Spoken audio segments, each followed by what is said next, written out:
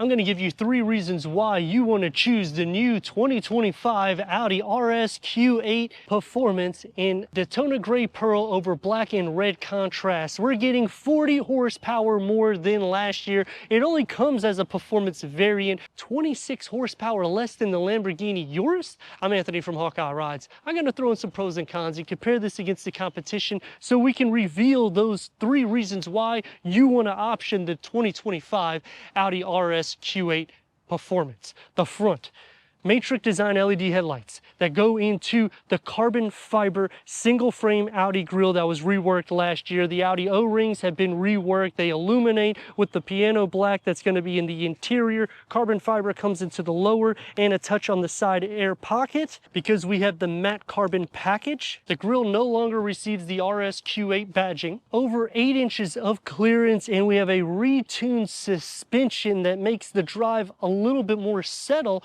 or a little bit more aggressive, especially when you're taking the bends, to keep it more planted with rear axle steering that will go the same direction as the front wheels at higher speed. So it basically gives you a perfect 50-50 weight distribution, and it goes the opposite direction, so it's easy for you to park or in tight areas.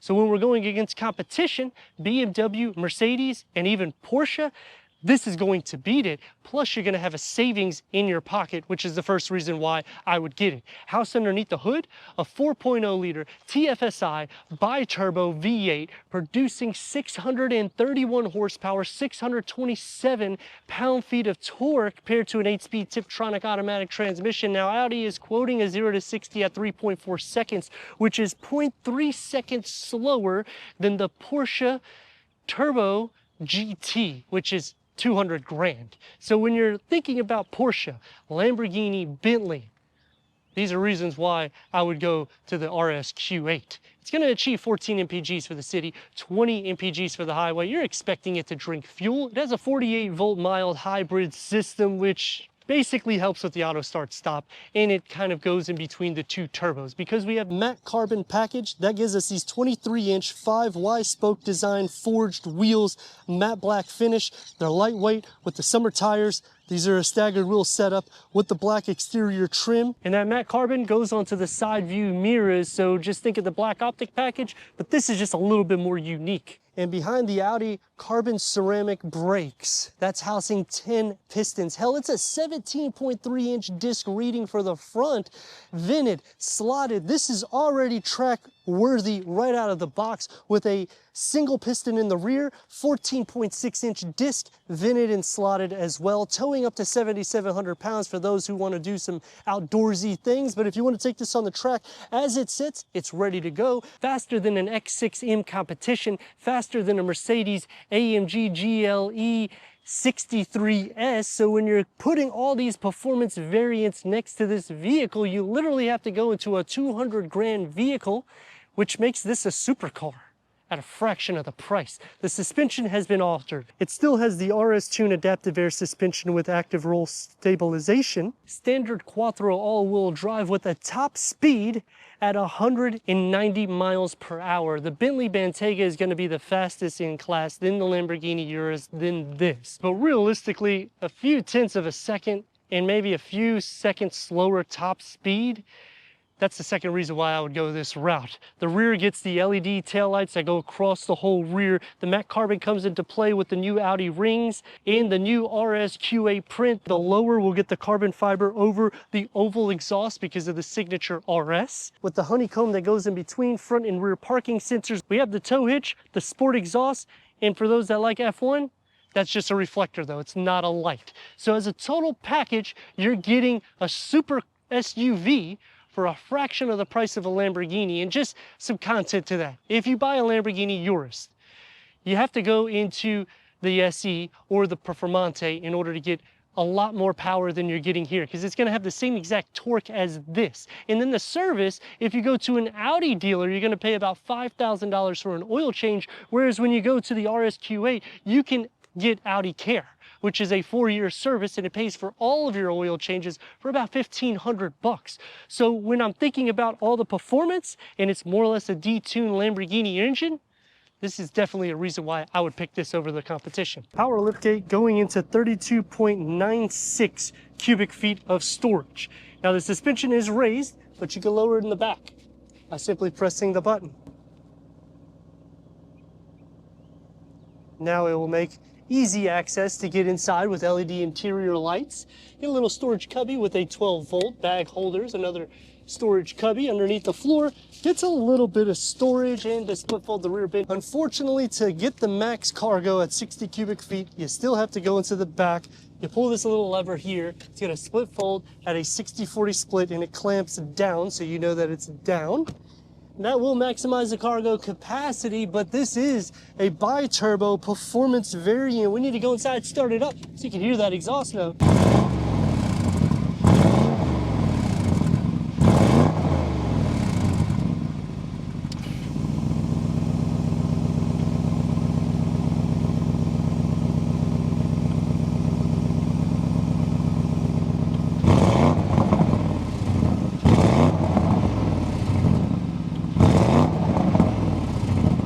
Key fob to the RS Q8.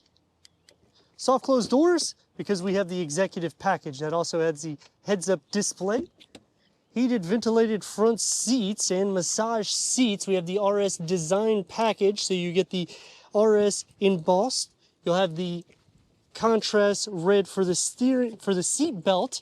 And the RS design package comes into play here because you're gonna have with the Alcantara inserts here, the steering wheel. Because the executive package, we have the leather here, and otherwise it would be all leather there. But the RS design package goes further onto the door and giving that contrast stitching, memory for the driver and passenger.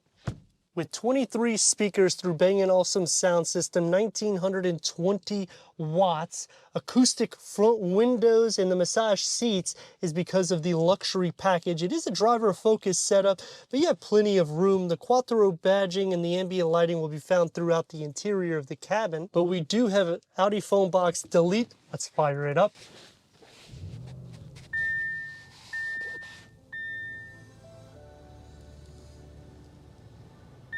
It's going to be more tech driven. The top screen is a 10.1 MMI touchscreen with Apple CarPlay, Android Auto, Sirius XM, AM, FM, streaming, Bluetooth audio, Amazon Alexa. Put it into reverse, and we got a 360-degree reverse camera or top view, full trajectory for the front and the rear depending on how you reverse. Push the sub menu and you have a lot of different configurations for reversing to make it a lot easier for you, as well as the park assist that's part of the executive package. Put onto the 3D and you could just simply click onto these icons here, or you can just go all around the vehicle and you can have basically the same top view camera if you need. Dual climate control settings is in the front. This is a 8.6 touch screen that also has your driving mode select. So when you click onto there, you got a lot of different driving modes. You also have RS1 and RS2, which will change the whole configuration of the vehicle. You can just simply press the button here, and if you listen closely, you can hear the exhaust filter in, but it is very soundproof in the interior.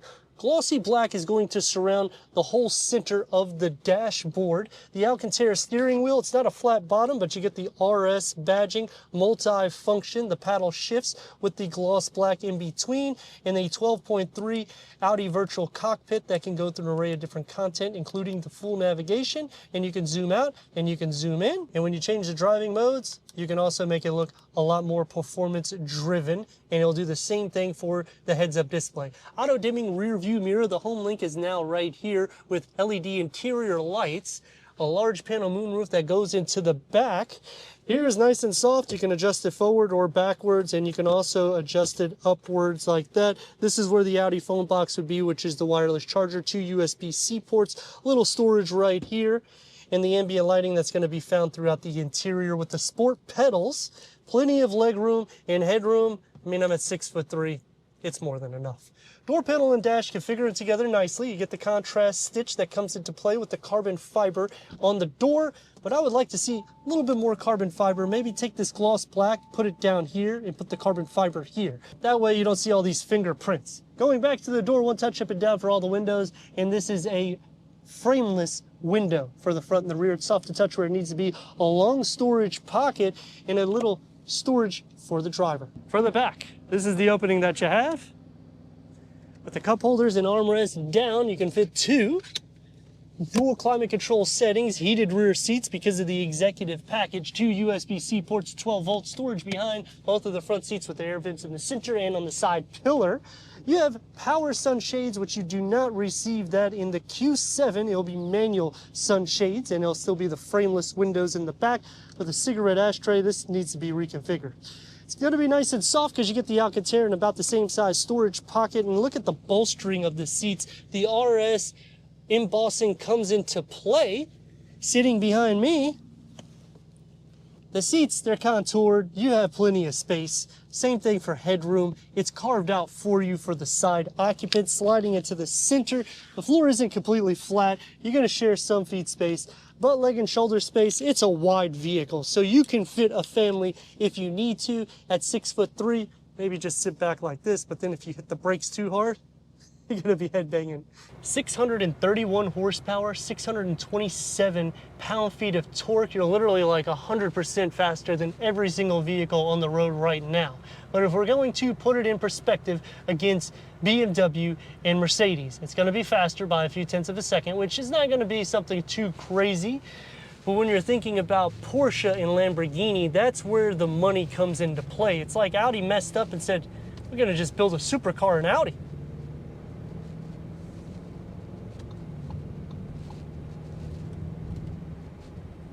It feels aggressive. We got it in dynamic mode. The suspension feels right about the same as the prior, even though they have tweaked it a bit to make it a little bit more composed.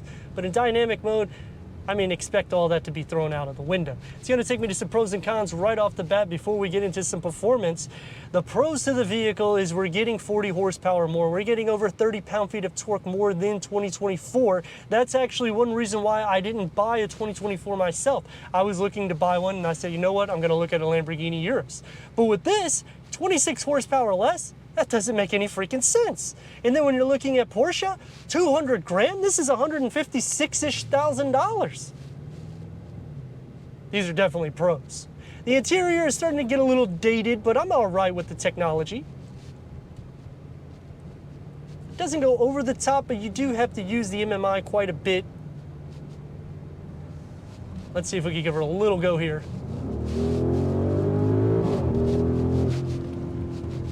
That's what I mean.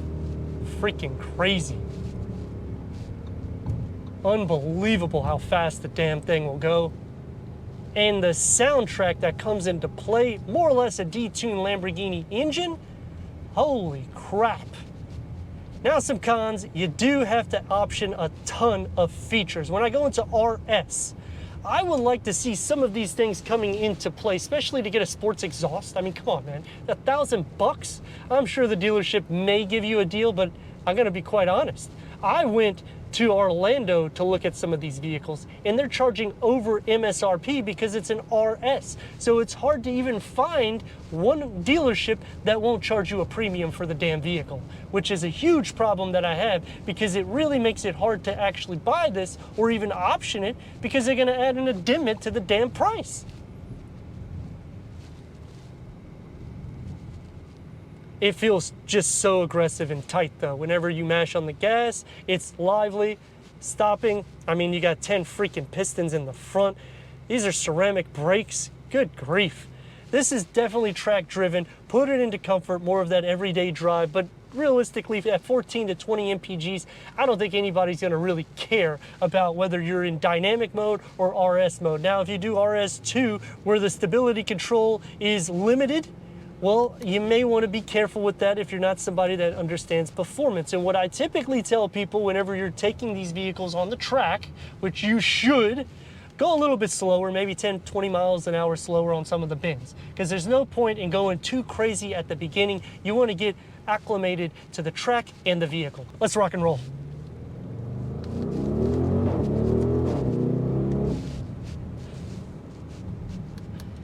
Oh man. A symphony to my ear, a bi-turbo V8 with this much power. It's just a luxury to have. With the interior that's soft, the seats have good cushion to it. You do have to add things, unfortunately, like the luxury package to get the massage seats, but I'm okay with a few things here and there because, I mean, you got to make some money when you're selling a Lamborghini variant and a Bentley variant that is a little bit more, and you're not getting that much more performance out of it. That's why this is the third reason why I would go this route, because anybody in its class is going to be less than it in performance, and it outclasses the class it's in, because this is literally a super SUV. Now, I'm a huge fan of BMW. I like Mercedes. I think the interior is going to be a little bit more soft. The quietness to the cabin, when you get the executive package, it does give you the acoustic side windows, so that helps. You already have an acoustic front windscreen, but realistically, it's sealed up good. It's not going to be as sealed up as Mercedes, though. That's going to be a little bit more quiet, but I want to hear that throaty exhaust, because that's why I bought this particular vehicle. And the savings I'm going to get with service, it's just trickling down to being able to actually enjoy this vehicle, because I could literally see somebody buying this, taking it on the track, dailying it, and not having to be so concerned about service or fixing or anything like that, because when you go to a Lamborghini, everything is going to be double to triple the cost. The same thing with the Bentley, and these are all reasons why you want to get it. The reason why I wouldn't get it is the Lamborghini looks a lot more athletic. The interior, it just looks a little bit more sporty, and sadly, that's why I could see these cars kind of sitting on the lot here and there, but in the same aspect, because of everything that it gives you, it's not only a bargain deal, but it's a steal. But let me know your thoughts in the comments, and if you're new to the channel, consider subscribing. Check out the next video.